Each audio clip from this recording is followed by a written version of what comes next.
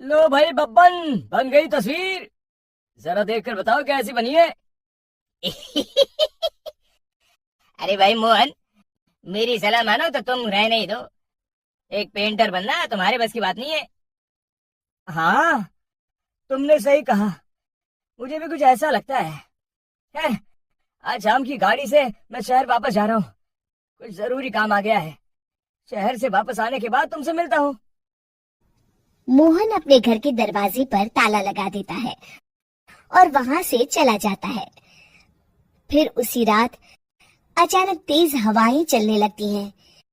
चारों तरफ डरावना माहौल बन जाता है। तभी मोहन की बनाई हुई पेंटिंग की वो औरत एक खतरनाक चुड़ैल में बदल जाती है और पेंटिंग से बाहर आ जाती है।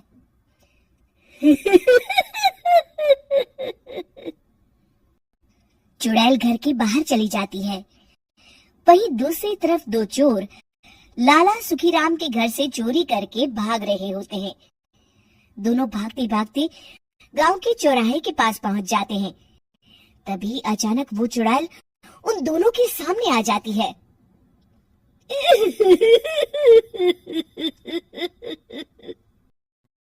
अरे मर गया रे! ये चुड़ैल कहाँ से आ गई? अरे मैंने तो तुझसे पहले ही कहा था कि आज अमावस्या की रात है। आज हमें चोरी नहीं करनी चाहिए। हाँ भाई बिल्ला, तुमने बिल्कुल सही कहा। जरा इसकी दाल तो देखो, कितने बड़े हैं। चुड़ैल उन दोनों की तरफ बढ़ती है। अरे चुड़ैल दीदी, तुम चाहो तो ये सारे पैसे और जेवर ले लो, लेकिन हम दोनों को कुछ मत करना।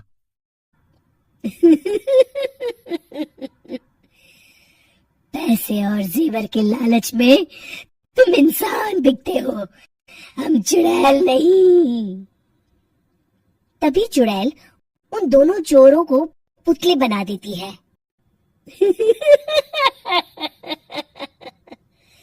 मैं किसी को नहीं छोड़ूंगी। अब कोई मुझसे नहीं बच सकता।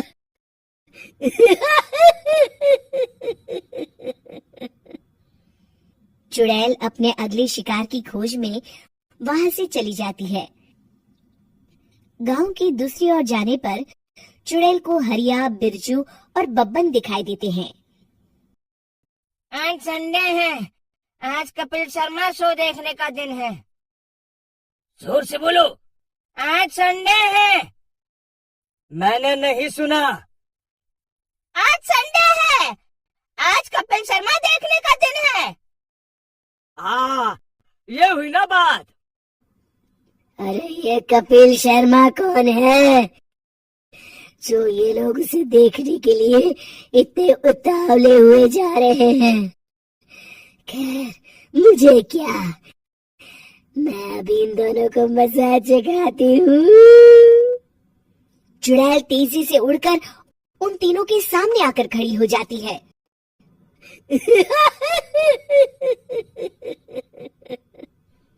कपिल शर्मा शो बाद में देखना, पहले मुझे देख लो।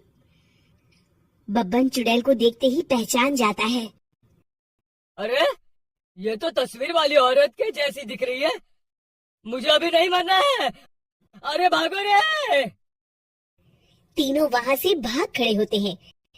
बब्बन तो किसी तरह अपनी जान बचाकर वहां से भाग जाता है, लेकिन हरिया और बिरजू को चुड़ैल पकड़ लेती है और उन्हें पुतला बना देती है। फिर चुड़ैल बब्बन को पकड़ने के लिए उसका पीछा करती है, लेकिन बब्बन उसे कहीं नहीं दिखाई देता। अरे वो मोटा तो बड़ा तेज भागता है, शायद उस तरफ गया होगा। बब्बन एक दीवार के पीछे छुपकर बैठ जाता है और चुड़ैल उसके सामने से आगे निकल जाती है। बाल बाल बच गया। अगली सुबह बब्बन सभी गांव वालों को सारी बात बता देता है। फिर उस चुड़ैल के डर से रोज शाम होते ही पूरे गांव में सन्नाटा छा जाता था और कोई भी अपने घर के बाहर नहीं निकलता था। अरे ये क्या हो गया, इतनी देर से घूम रही हूँ, अभी तक एक भी आदमी नहीं मिला। अरे कहाँ मर गए सबके सब? चुड़ैल वहां से चली जाती है, इस तरह कुछ दिन बीत जाते हैं। फिर एक दिन मोहन गांव वापस आता है। बब्बन उसे बताता है कि उसकी बनाई तस्वीर से एक चुड़ैल बाहर आ गई है। मोहन समझ जाता है कि ये कोई आम कागज नहीं है। वो जो भी उस कागज पर बनाएगा वो असलियत का रूप ले लेगा। अरे मोहन भाई, अब तुम क्या करने वाले हो? मेरे पास एक बहुत बढ़िया तरकीब है। मैं इस कागज पर उस चुड़ैल की एक ऐसी तस्वीर बनाऊंगा जिसमें वो तपती धूप के नीचे खड़ी दिखाई देगी, और फिर जैसे ही सवेरा होगा वो चुड़ैल इस कागज से निकलकर बाहर चली जाएगी और सूरज की तेज धूप में जलकर राख हो जाएगी। मोहन बिल्कुल वैसे ही तस्वीर बना देता है और जैसे ही सवेरा होता है वो चुड़ैल कागज से निकलकर बाहर धूप में चली जाती है और सूरज की गर्मी बर्दाश्त नहीं कर पाती और जलकर राख हो जाती है।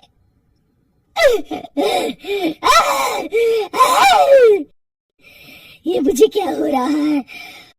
मैं सूरज की रोशनी बर्दाश्त नहीं कर सकती। मेरा पूरा शरीर जल रहा है। और इस तरह चुड़ैल के जलते ही पुतले बने सभी लोग पहले की तरह इंसान बन जाते हैं।